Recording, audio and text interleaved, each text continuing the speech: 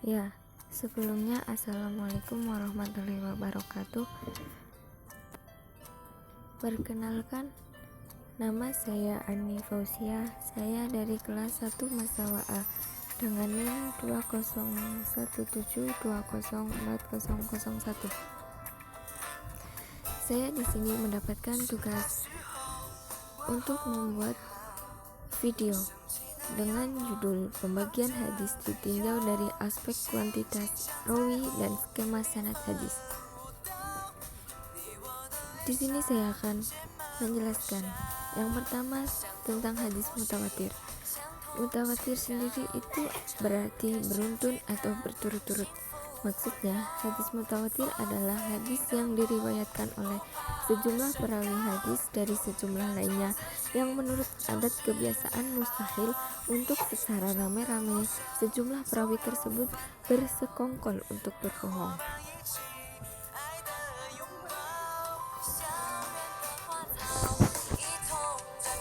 Adapun syarat hadis mutawatir.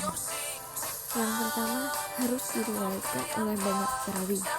Yang kedua, mustahil secara logika sepakatnya mereka dalam kedustaan. Yang ketiga, yang dikhabarkan oleh para perawi tersebut adalah ilmu pasti, bukan persangkaan.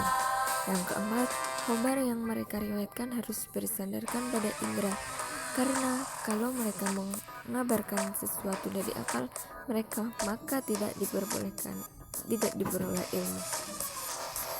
Yang kelima, syarat-syarat di atas harus ada pada setiap tingkatan rawi, karena masing-masing tingkatan terpisah dan berdiri sendiri dari tingkatan yang lain.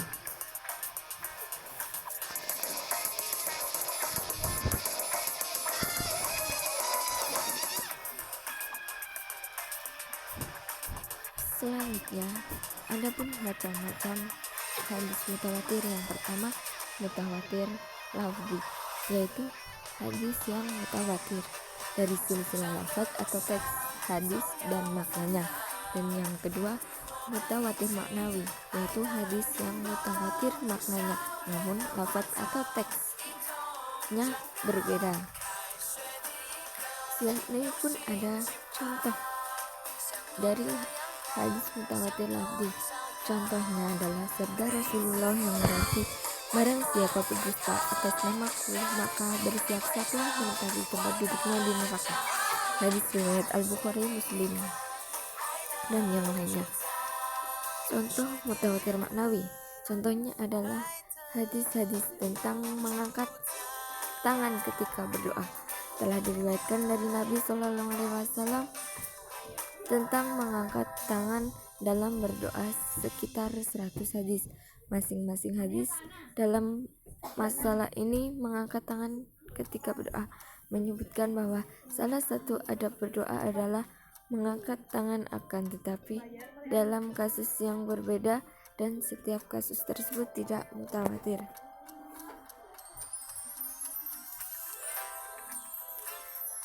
Selanjutnya, saya di sini akan menjelaskan hadis ahad.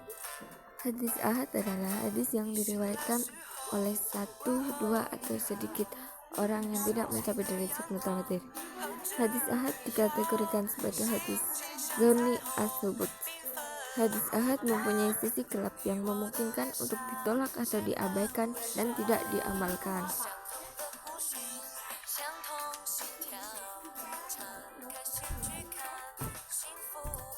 Adapun klasifikasi hadis ahad.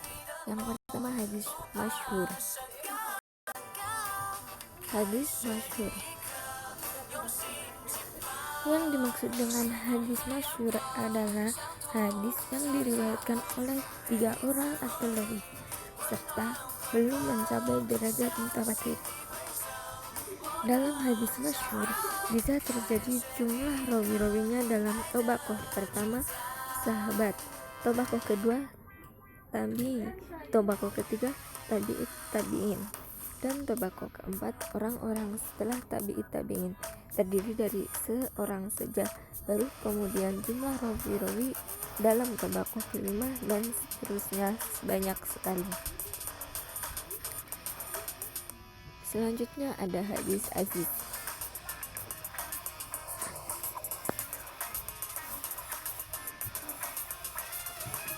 Hadis itu adalah hadis yang diriwayatkan oleh dua orang.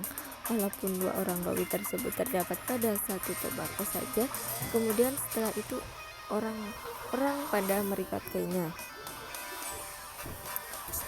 Kemudian ada hadis qori.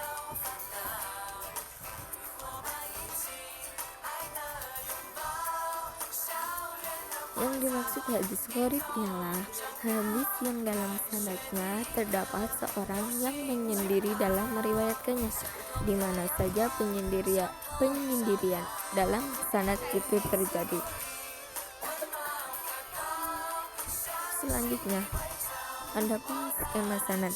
Untuk menganalisa kuantitas hadis penulis gambarkan melalui skema sanad dari masing-masing jalur dan kemudian kegabungkan secara keseluruhan dari data yang ditemukan. Adapun contohnya sebagai berikut. Ya. Di sini bisa dilihat ada contoh skema sanad Muslim Kitab Iman. Nomor hadis 1. Bisa dilihat ya teman-teman.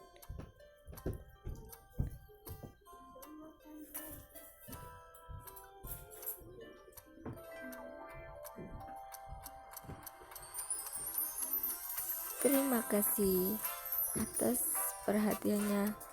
Semoga apa yang saya jelaskan bisa bermanfaat bagi semua orang yang menonton video ini.